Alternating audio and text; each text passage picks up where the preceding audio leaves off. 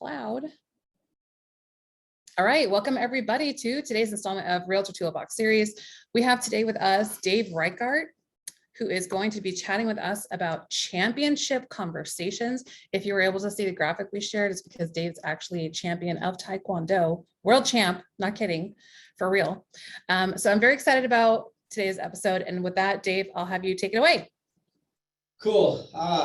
Thanks. Thanks, one, Lacey, for the acknowledgement. It's a lot of hard work to get there.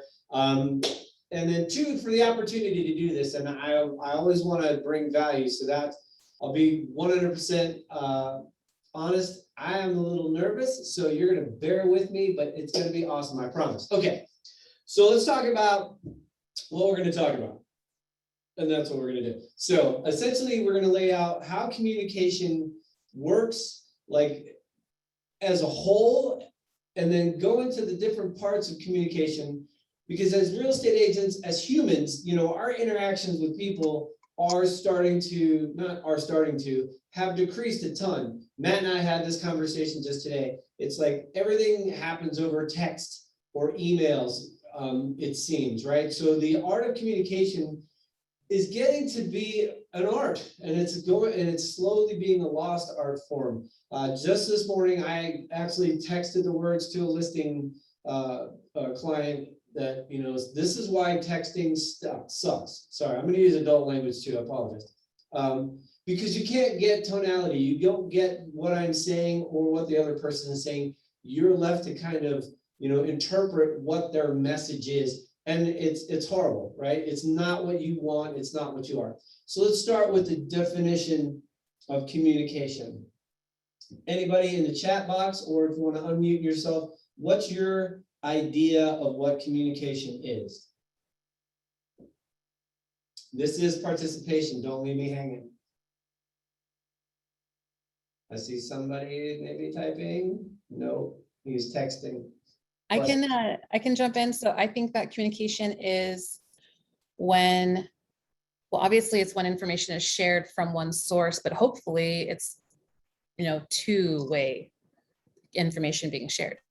Great. No, that's perfect. That's a great definition. And the one specifically that I'm shooting for is when the person receiving the message understands the message that the speaker gave to them. And here's the money, in the way the speaker intended it to be received. So if with that as the umbrella, that's when real communication happens. The person understands exactly what the speaker meant to tell them, and with that as the umbrella, I want to tell you why it is that I love to give this class and why I'm qualified to give this class. So decades of hanging out with Joe D is part one. That cannot be understated enough. But being a student in life of everything that I'm interested in, I got interested in communication when I learned about neuro-linguistic programming, NLP, right? So neuro-linguistic programming is a certain set of words that you use during a conversation to actually influence the conversation. Now, I've got a question here, and I'm going to ask it once, and then I'm going to ask it down at the end too, so I would pay attention. What is the difference between manipulation and influence? Anybody? Intent. It's your intent.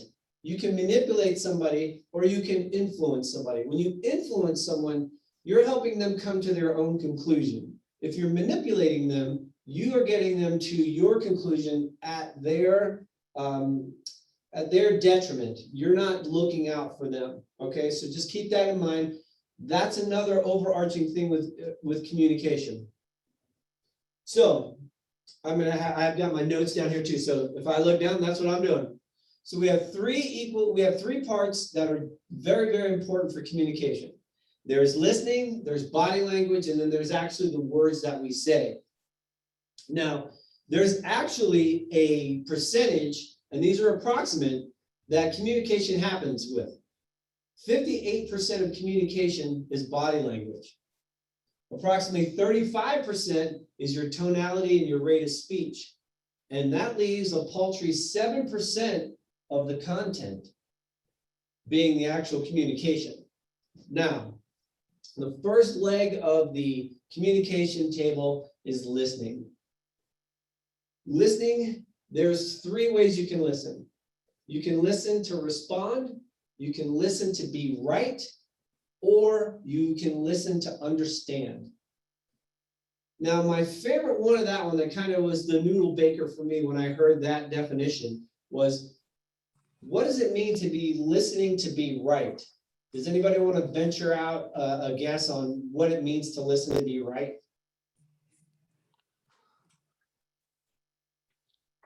Mr. Reichert, I would say waiting to hear it done the way you want it done. On the money, Marcus, on the money, exactly right.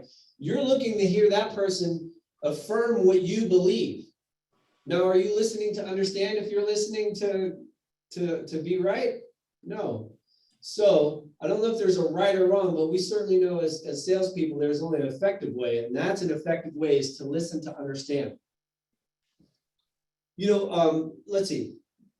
Next up is when you're looking to how the person is communicating with you, when you're listening, you have 2 ways of responding. You have a passive way, and you have an active way. Yes. So the passive way is you're pretty stoic. Oh I just my want to remind God. everybody to mute themselves just really quick. We're getting some background noise. Sorry, Dave. I didn't mean to interrupt. Go ahead. It's all good. It's perfect. That's exactly how I was supposed to go. So you can listen passively or you can listen actively. I have this buddy, Chad, who when I speak to him, when I first started speaking to him, he's a buyer client that's now just a really good friend. That's another cool thing about real estate, right? We get to meet all these people and then we just increase our load of friends. It's awesome. So Chad has mastered passive listening. Straight face, no movement, nothing. The first time I'm talking to the guy, I'm like, man, is he pissed? I don't know, in my head as I'm talking to him. But what he's doing is he's absorbing it all and then he gives us a thoughtful response. That's the extreme passive listening, right? If you're overtly listening, then you're, oh yes, absolutely. Oh, absolutely. I've been there too. And then you have to kind of avoid the pitfall of it's a phrase called listen, don't relate. Listening automatically triggers some folks in the back of their head to go, oh man, I've been to the Grand Canyon. Oh, I went to the Grand Canyon and it was amazing. And I went to this trail and it was awesome. And then the person's like, I hate the Grand Canyon. I went there and my wife told me she's leaving me. So avoid that pitfall. Just listen, right? Then you can acknowledge what you heard, and then we'll get into it in the words portion of it. But the way you let the speaker know that you understood what was said is you're going to repeat back some of the things they said to get clarification. Now, there's also some more gold buried in listening, and that is the adjective that the person you're speaking to uses. If they see things a certain way, if they hear what you're saying, if they feel this way about a certain subject, those are little pieces of gold, because the object of most communication is to get into rapport with the person you're talking to. And if you're able to speak in the language that they're used to, that's a nice little pathway into that rapport. Also, those specific adjectives or adverbs, those actually let you know what type of personality type they may be. Like the expressives, they feel, oh, I feel you. I feel what you're saying. Oh my God, that makes me feel so good, right?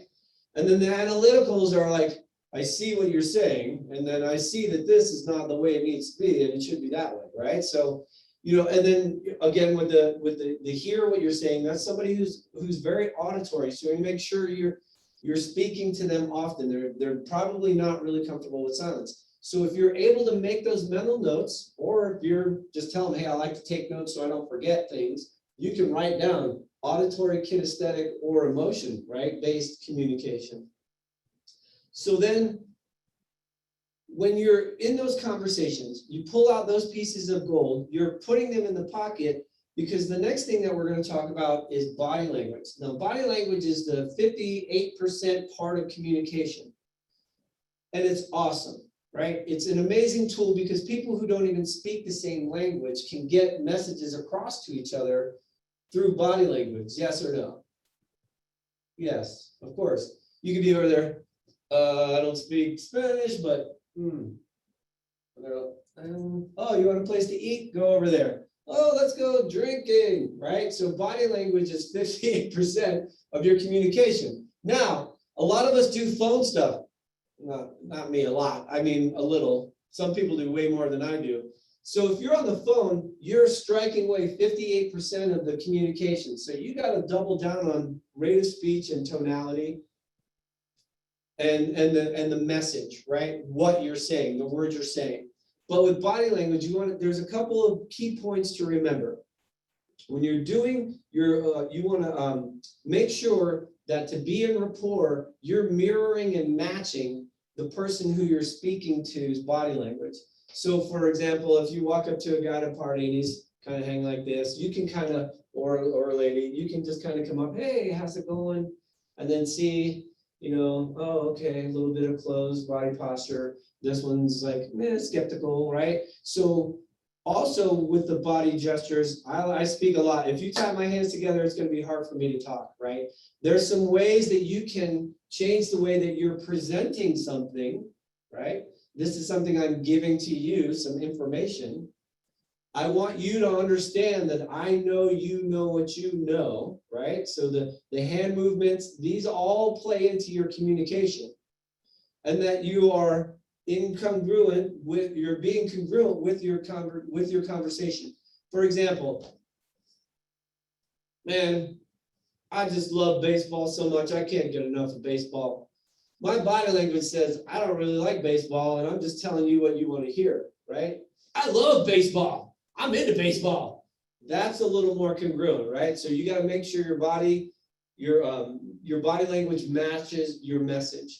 And my favorite one on this one is like a puppy, right? You talk to a dog. Dogs don't speak English, right? They understand certain words. But if you're doing the right body language and tonality and rate of speech, you can get a dog to believe anything, and it doesn't matter the words you're saying, right? You're such a dumb dog. You're so stupid. I'm so sick of you wrecking my clothes. You pee everywhere, and the dog just like, yeah, man. Yeah, me too.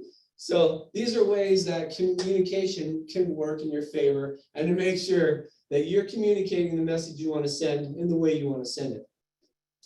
Now, open body language, we kind of discussed. Closed body language is pretty self-evident. And just remember that once you're in the communication and someone starts here and you feel like you're getting somewhere with them, match them.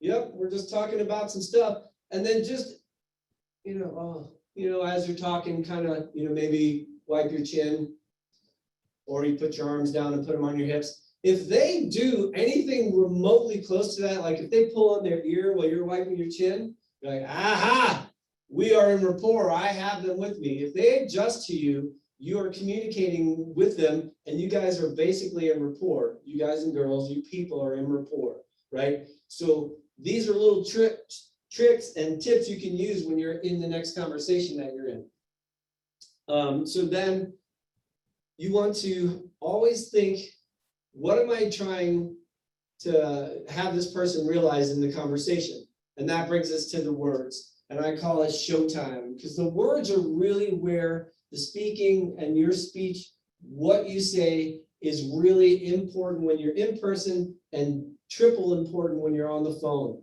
Making sure that you are you're hitting on a little checklist. Am I matching their rate of speech and their tone, right? You want to call somebody, listen to how they say hello. Hello.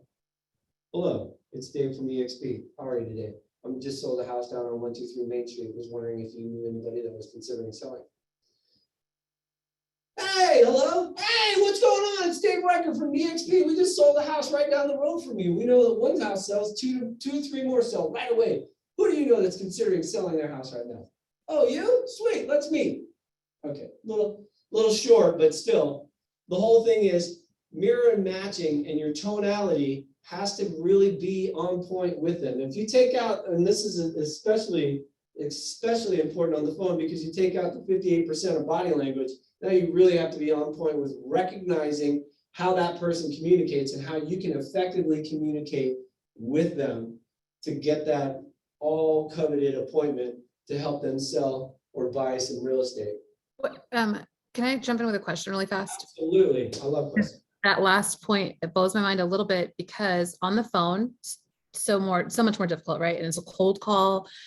So you have like everything stacked against you. So in my experience, I guess I've always thought if they answer the phone, like they are not happy to be talking to me, I already feel the pressure, like, oh my gosh, they don't want to take my call. And now I gotta like, then I feel the pressure to make it sound extra positive and happy because I'm feeling like I want to shift this energy. Should I not? Should I actually match and just be like how they're doing? So yeah, great question. And yes, the short answer is yes. You want to get to, if you can bring them up. So the perfect example is I have a few friends that are police officers, and what their mode of operation is, I'm an asshole first, and then I'll be a nice cop later, right? So you got to meet the situation where it is. For us, we have to kind of take a slightly opposite role. Hey, how are you? I'm good, right? You gotta want to meet them where they are. Yeah, the object is to bring them to another place, but the first point is don't put your stuff on them. They just may communicate that way. I have friends that are engineers that just their inflection range is about here, and mine is here, and I just meet them where they are. So you're gonna want to talk to them just like that, and get to where they are and then escort them along where you want to go. And it may be that you never get them out of that spot and you do business with them and you've never really kind of revealed the ta-da part of how you communicate. You know, and meeting people where they are is absolutely essential. Great question, though, for sure. Awesome, thank you. You're welcome, for sure. Now, when you're in your communication, refer back to the listening part, pull up your adjectives and adverbs of how that person speaks. You know, how does that make you feel? What about that is important? You know, what I hear you saying is, make sure that you're using those little golden nuggets when you're communicating as you go along, so that when you get to that powerful question of let's meet or sign the contract, they already feel like you're a friend and you've already kind of met them where they are. They understand you. They feel like you understand them. More importantly, they feel like you understand them and see they are. One of the highest human needs is to feel understood and feel important. And your job as the person in the conversation, in the role that you're in, is to make them feel understood and definitely make them feel important, because they are. For us, it's a transaction in a line of transactions. For them, it's an emotional roller coaster and one of the biggest decisions they're making in their lives. All right. So make sure that when you get into those conversations, you're using their verbiage and be ultra curious. Hey, so if you were to move, where would you go next? Well, I'm not going to move. I can appreciate that. Just spitballing, money doesn't mean anything. Where would you go if you went? I'd probably move to Hawaii. Sweet, I know a lady over there. What about Hawaii is important for you? And then that's a question that gives them the opportunity to explain some more of their motivation to you, which is key to knowing if you've got someone who's doing business now, 30 days, a year, 5 years from now. Be ultimately curious. Always use questions that are open. Just like body language, closed and open, right? There's closed-end questioning and open-end questioning. And there's a perfect example that I'll get to in a second, but let's do an example of a closed-end question. What's the first thing that you say to the first salesperson that goes over to a place where you know you rolled in there to buy a specific thing? Hey, can I help you? No, I'm good. The reflex no, right? If you give them the opportunity for the reflex no, they're going to take it. So instead, how can I help you today? Do you know anybody looking to buy or sell any real estate? No. Who do you know that's looking to buy or sell any real estate? Oh, Well, so-and-so down the street was talking about his granddaughter and getting closer to her. Excellent. The closed-end question gives them a yes or no response. The open-end question is the one that gives them the opportunity to think. And when they answer one of your open-end questions, thank them. Hey, thanks for taking a minute to think about that. And my story around this was Matt and I were like right next to each other where we do our work. And I heard him on the phone and he kept, you know, we're working together. He's making me better at stuff. I'm helping him at stuff. And I'm like, dude, stop asking him, do they know anybody? Who do you know that's looking to buy or sell real estate? And you got to unmute, Matt. Did that or did not work just what, 2 or 3 days ago? 2 days ago, and he's not unmuting. He's awesome. He's like, I'm not getting my voice on recording. He asked that question, and the lady goes, oh, my friend so-and-so is gonna, and then he had another call to make because now he's got a referral from somebody who wasn't gonna do anything for a while, and now he's got an opportunity with somebody else. Whether they pan out or not, who knows? But if you get into the habit of asking the right questions, and more importantly, in the correct way, you're gonna have more opportunities for yourself in either in sales, in life, period. With your kids, with your significant other, it all works. These are all ninja tricks I want you guys to start using with everybody in your life. Again, with the language, rate of speech, and mirror matching. I was born in New York, but I was raised in Florida. So I can slip into a Southern accent real super easy. It's real easy for me. And if someone on the other side of the phone has a Southern accent, I don't care. I'm throwing y'alls and oh, yes, sir. I say yes, sir anyway, but that's attributed to the South. Don't be afraid of that. There's two ladies like Amy Jonas, man. She's got the coolest accent for phone. I don't know why she does, but I think she could do so much more. Hello. All right. Automatically, you're just like, oh, cool. I want to talk to this person more because they have the greatest accent ever. I can't fake that one because then they're going to start asking me stuff, and I know nothing about England or any part of Great Britain. So when you hear that, you want to see if you can, and it's not too offensive, like Midwesterners, they've got their specific way. If you have a way to kind of to get that inside track to rapport, take it. I do. If you don't, someone else will. This is a zero-sum game we're playing as real estate agents, right? Do we get commissions for second place, second best appointment, second best contract sign? Nope. So again, you're not manipulating, you're influencing. And if you get a foot up by influencing through an accent, why not take it? Your bills aren't getting paid if you don't get contract signed. That's the way I'm always looking at it. And there's an old version of me 10, 15 years down the road that wants this version of me to work really hard so they don't have to. So I'm looking at it as my wife. All right, so now you want to get all of this put together. So one, when you're on the phone, you are trying to get an appointment. When you're on an appointment, you're attempting to get a contract or a buyer broker agreement signed. So you want to have the opportunity to get that signature, get that appointment, so you can get that contract, so you can get the paycheck. So I promise. Okay, first of all, any questions on speech, rate of speech, questioning, anything like that? So far, so good.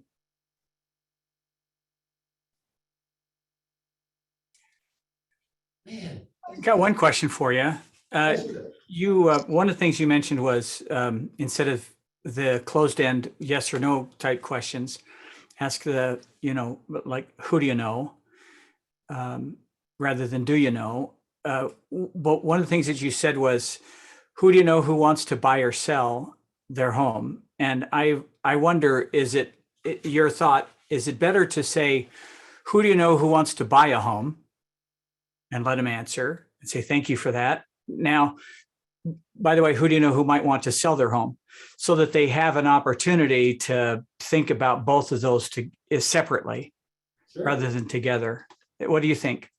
Oh, absolutely. I think that's awesome. If you have the opportunity to get that many questions in, I'm looking at that. That's my just before we hang up question, 9 times out of 10, right? So I'm getting to that question regardless. It might be the last thing I hear before they click the phone down, or I'll say hello, hello. So I'm kind of a more expressive, a little faster rate of speech. So I'm going to ask this in one. But absolutely, if it's your style, make that your own. Make it 2 questions for sure. I mean, for me, when I get on the phone, Joe taught me a long time ago, play the hang up game. Just keep talking until they hang up. I'm not hanging up. You're my next appointment. You're gonna have to hang up on me to get me out. So there it is. But great question, great point. If you have the opportunity, yeah, split it into 2 for sure. The whole point of the exercise is to not give them the corral. You want to give them the meadow. You don't want them in. You want them to, let's go, right? So that's great question. Great question. Now, I promised, oh man, only 30 minutes, sweet. All right, cool. All right, so I promised that I would give you a specific tip, and some of you may already know this, and hopefully some of you watching on YouTube later don't know this. This is a magical gift that I learned, and I have never stopped using it. And it's called the alternative choice close. If you've read any script of anybody from Buffini to Mike Ferry, Tom Ferry, insert real estate coach here or life coach here, when you're making an appointment, every single script has an alternative choice close buried in it. Can anybody who wants to tell me exactly what you think an alternative choice close would be? Yeah, I'll go. Marcus, he's been in all the classes I've been. Go ahead. Mr. Reichert, so we're all set to meet next week. Does Thursday at 1 o'clock or Friday at 10 o'clock work? Yes, that's the example. What's the definition?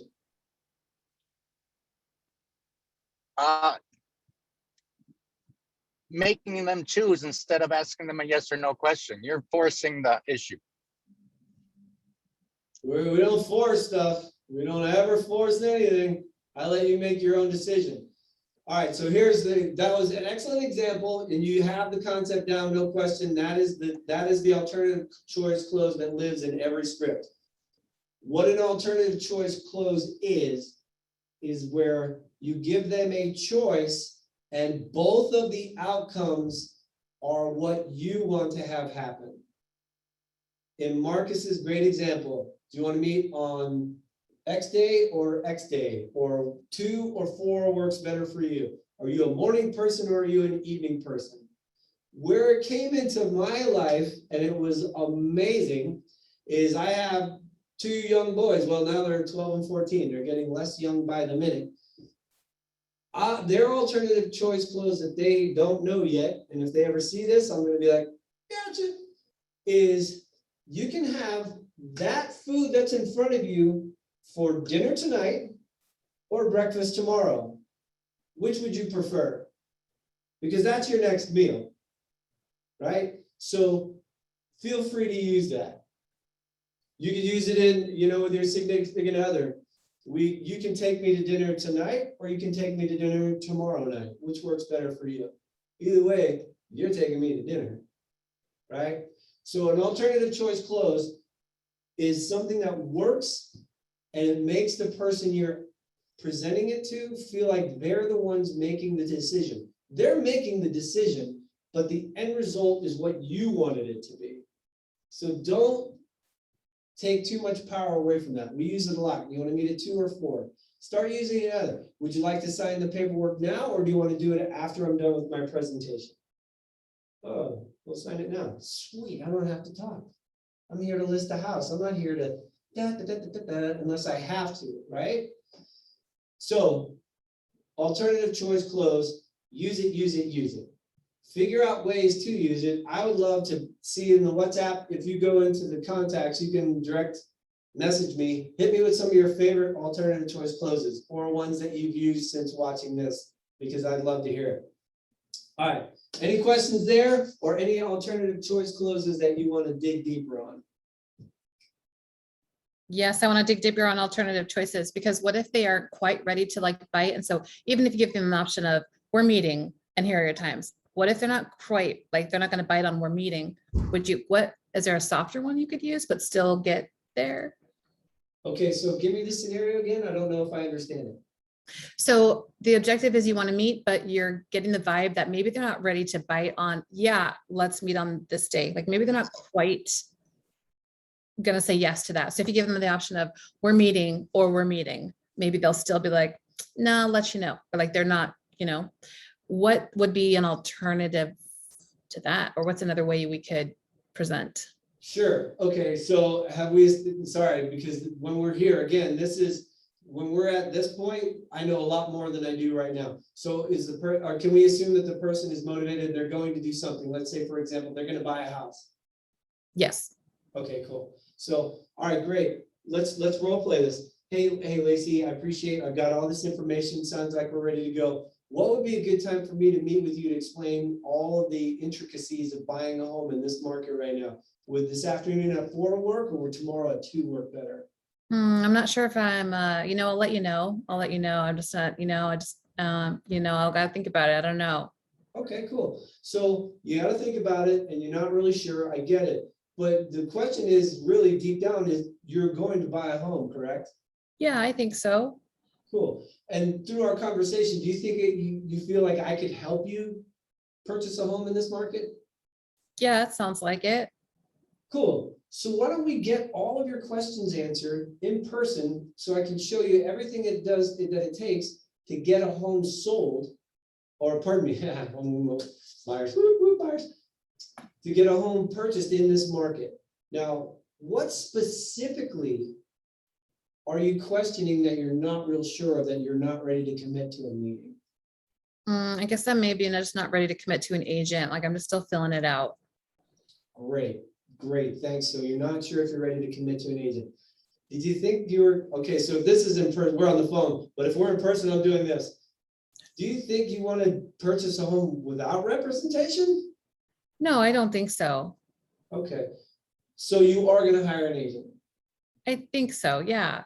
Okay, cool. So when are you starting the interview process? Oh, I don't know. Why not start with me? We can meet whatever is convenient for you and whatever day works for you. I do this as a full-time job. This is how I put bread on my table. Let's meet when it's comfortable for you. If neither of those days work, which day does work for you? That was masterful. And I'm going to listen to this over and over again because I can see how you're just keep on steering them right into it. Okay. Yeah, especially if there's motivation. If they're going to do something, you really have to come from the place that if they don't work with me, they're making a mistake. And if you're not going into your phone calls like that you fix that first, because you're not going to fix the appointment issue second, right? That has to be first. And that's funny because I was actually going to talk about objection handling if we had time. And clearly we have time. But there's a formula to an objection handling, because that right there is just an objection, right? What's the difference between an objection and a condition, other than you can handle one and you can do nothing about the other? Objection is simply a question that remains unanswered in the person's mind, and a condition is something that you can do nothing about. Objection: I don't know if I think you're the right agent. Condition: I don't have enough money or credit to buy a house. Right? There's definitely those two. And there's a way. So, if we were to go through that role play again, hey, what you saw was the progression. You acknowledge that they've got a concern. And then I ignored it and asked for the appointment anyway. So you acknowledge it, you ignore it. Then you question it. Okay, cool. What's going on for you that you don't want to meet? Then you reframe it. Okay, what I think I hear you saying is that you're unsure if you want to work with an agent. Oh no, I want to work with an agent. Whoop, setting the hook, right? Then you're going to question it. Okay, what specific specifically about what's bothering you can you relay to me? Tell me how I can get around this wall is basically what I'm asking them, right? That's the isolate, right? Oh, sorry, that's you question it again. Now you isolate it. Listen, is price the only reason why you're not signing this listing agreement? No, I don't know if I blah, blah, blah. Okay, cool. So now I know I have more work to do. If they say, yeah, price is the only thing keeping me from getting that listing agreement signed, cool. What price do you think you want to put on that contract that would cause this house to sell? Okay, great. $750,000. That's wonderful. If the market says your home's worth $675 and you want $750 for it, if we sign the agreement today at $750, can I come back to you in 10 days and say the market's let you know it's overpriced and then we put this back into a space where we can get it sold? Sure. Sign. I'm taking that listing. Right? So you isolate it. As soon as you have it isolated, then you handle that objection. Okay, cool. You want to sell it for this, market says it's worth this. If I give you what you want, give me what I want later. Okay, boom. And then you close. Great. Sign this contract right now. We'll list it at $750. And when the market, not if, when the market tells us that that's too much, I want you to be prepared so we can get your home sold, so we can get you over to San Diego and back to where your kids are. So that's the whole, that whole part of communication, that's like, wow, that's where you go from not on the podium to the top of the podium. Because there's, if it's an objection, you as a human can handle it. It's just your confidence level with how. And if you go through that progression, I'll go again in case anybody wants to write it down. You agree or acknowledge the objection. You ignore it. I'm not here for objections. I'm here to get a contract signed. Then you question it. Okay, cool. You brought that back up again. What about that's important? What's everybody's favorite? What do you charge for commission? Awesome. Great question. I promise we'll address it further down. Yeah, but what do you charge?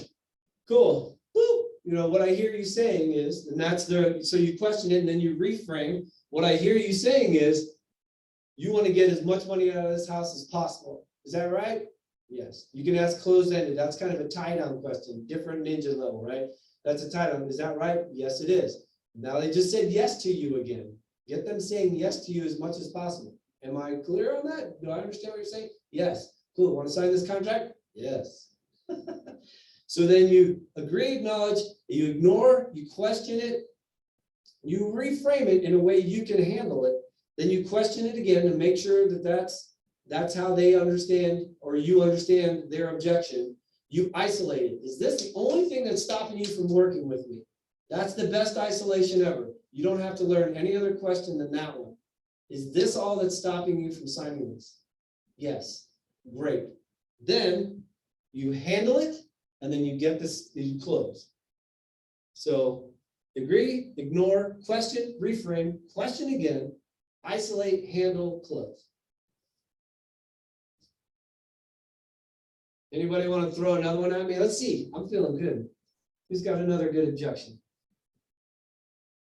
Nobody? Oh, okay. Any questions? Can you just go over a couple of your favorite closes, Dave? 'Cause a great one I've been with Joe D. My favorite one being on appointments with Joe D is, people haven't said yes or no or nothing. They're still in all of his, his show he put on. He says, Mr. Reichert, is this a good place to sign, or would we be more comfortable over there at the table signing? And he just starts walking them over to the table to sign. Right. Yeah, there's that for sure. I think some of my hands down favorite one is, do you feel that I've done enough for you to earn the job of selling your home? Have I demonstrated that I have the ability to sell your home? Yes, you have. Cool. Sign here. Let's start with the duties owed. Let me explain to you what the duties owed is. Whoa, whoa, whoa, whoa. I got to interview 2 more people. Is that out of obligation, or do you think that somewhere in the back of your head, I haven't addressed something? If I haven't addressed something, let's talk about it now. No, I feel kind of bad. I said I would meet with them, and I want to meet with them. I understand entirely. You want to have integrity with your word. Am I right? Yes, cool. How about we do this? How about we get me to work on your house right now? On my drive home, I'll be sure to call both of those agents. I'll let them know that they can free their schedule back up to put in another appointment because you've already hired me to sell your house. That way you don't have to feel uncomfortable with having to not hire those guys. Those are the best phone calls. Do they always say yes, Dave? Do they always say yes? They want you to handle that phone call? Not always. No. And I am not always the winner. They meet with somebody else and I'm like, damn it. I don't know what I could have done differently, right? You're not going to win every one. If you win every one, you're kind of going on layup appointments. And my guess is you didn't even show up with a presentation. You just showed up with your contract, right? So you're going to lose some. There's one guy out there, Matt knows who I'm talking about. I'm going to get him. I'm going to get him. I don't know when, but I'm going to get that guy. Love him to death. This is how bad it got. This is when I sharpened my listing presentation game to the end. The client called me and I told him, listen, if you hire me or not, please, because he was like, I would hire you right now if I didn't have those other 2 appointments. Literally, that's what he said. And I'm like, well, what are we doing? Let's go. I brought the contracts. I don't go to the restaurant without an appetite. Let's go. I have my contracts right here. And he's like, I got to meet with these guys. And man, I'm driving home. I'm actually doing the sales meeting as I'm driving home on Zoom going, man, there's no way I didn't get that listing. I didn't get that listing. And not only did I not get it, but the guy calls me back and he goes, yeah, hey Dave, we hired somebody else. Oh, okay, great. You already signed the contract? Yeah, I already signed the contract. I thought we were going to talk again. He goes, yeah, well, this guy, he came in, he brought his A game. I mean, it was not even close. You showed up for a weekend volleyball tournament. This guy showed up with his A game. He literally blew you out of the water and then proceeds to go on for 2 more minutes. And I'm just going, boof, boof, boof, boof. I'm like, oh my God. Hung up the phone and then I put a search on that house and it was Rick Brinkus. I'm going to say his name. Mr. 10K house, who I've sold 4 of his houses and never been invited to a lunch where somebody wins $10,000. But if you bring that up in a listing presentation, it's just sour grapes, right? So now my goal is to get on an appointment where Brinkus is there too, and I win. And as you can see from that advertisement for this, I don't stop until I win. So I'll beat him someday. Okay, story time's over. Anybody have anything else they want to talk about communication wise? Anything I can help? Do you have any out? tips for like texting communication, things like that? Like, I know it's a totally different topic probably, but. No, it's exactly the same pattern. It's just in typing. Mm-hmm. I get where you're coming from. I can see what you mean. Mm-hmm. You know, it's difficult because you lose the body language and the voice inflection, but the words never change. Your texts are longer than everybody else's, but so what? You're trying to feed your family, right? It's like I don't change how I present the information I'm going to present based on medium or media, right? Whichever word fits there. On the phone, I'm going to say the same words as I would say in a text as I would say in a meeting. And there's no difference. You really shouldn't. The only thing is you got to train yourself to not, if you don't want to work 24/7, make sure you don't return any texts after a certain amount of time. And then be sure to write the reply and then schedule when that text goes out. So you're setting the expectation that after a certain point, I'm a dad, a soccer coach, and a martial artist. I'm not a real estate agent 24/7. Even though your wife or significant other is going to go 24/7, you're on your phone. It's like, well, I got social media. Anyway, so no, don't change the message just because it's text. It should be the same thing. And the cool thing about text is you're going to get the same objections. You're going to get the same questions. You can make a bunch of auto replies where you don't have to type the whole thing. You just hit auto reply And then I have auto replies for, internet leads, sphere of influence leads. So I'm not typing everything every single time. You save it in your auto response, you go get it, and it's 3 button pushes versus typing the whole sentence every time. What about emojis and like thumbs up? Do you encourage that, or?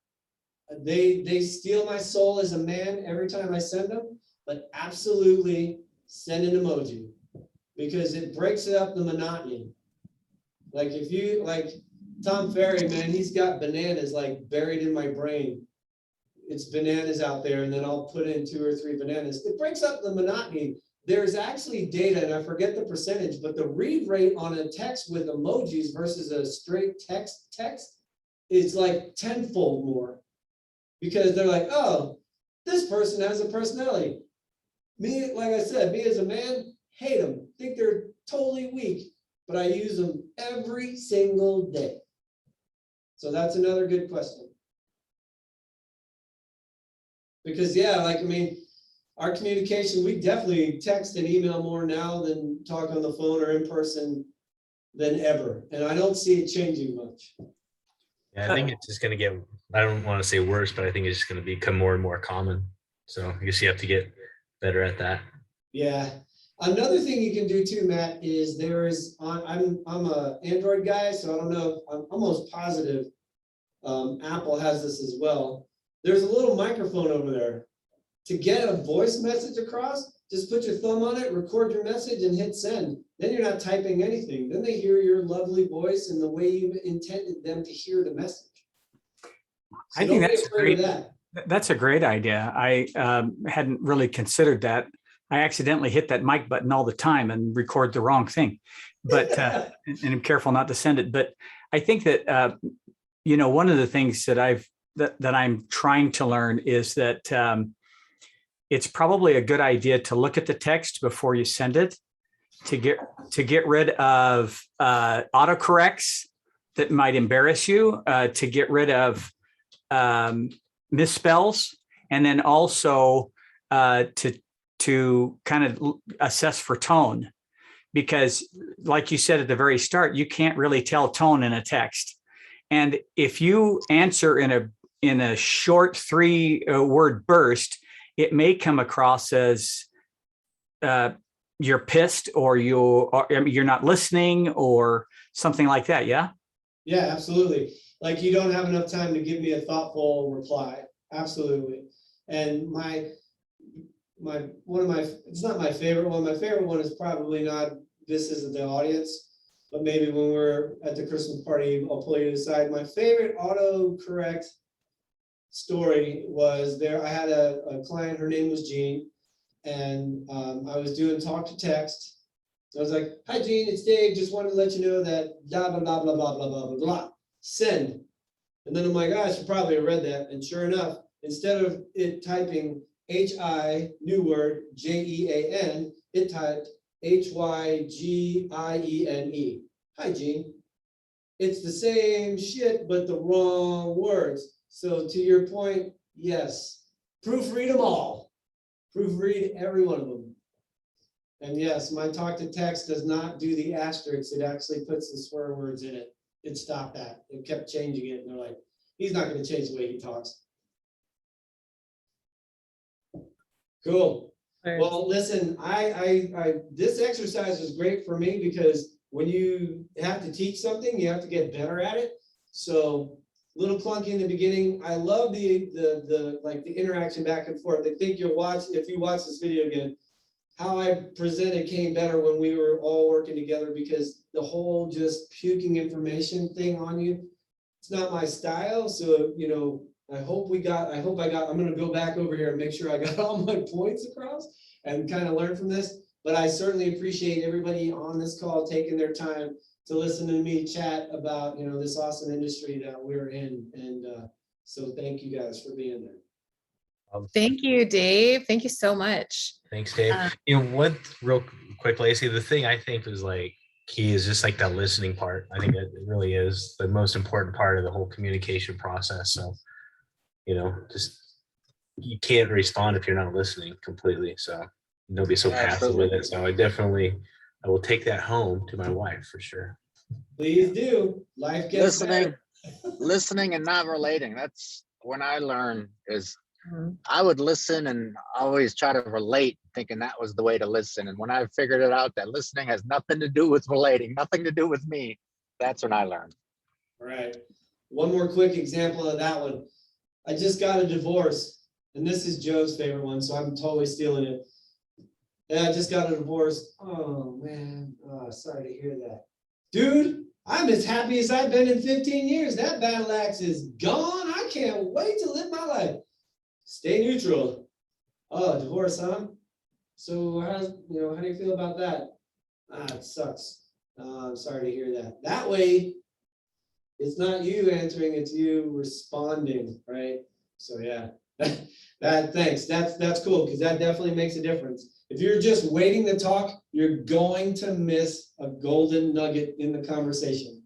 If you're just, I got these great scripts and I can't wait to say the words. Nope, you're gonna miss something good.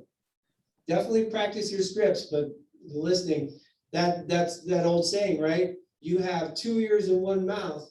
Use them in direct proportion to the ownership. Listen twice as much as you talk.